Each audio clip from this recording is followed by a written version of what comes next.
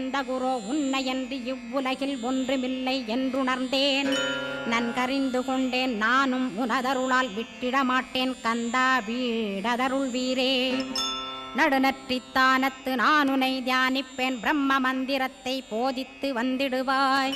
சுழுமுனை மார்க்கமாய் ஜோதியைக் காட்டிடுவாய். சிவயோகியாக எனச் செய்திடும் குருநாதா, ஆசையறுத்து அறநடியைக் காட்டிவிடும். மெய்யடியராக்கி மெய்வீட்டில் இருத்திவிடும்.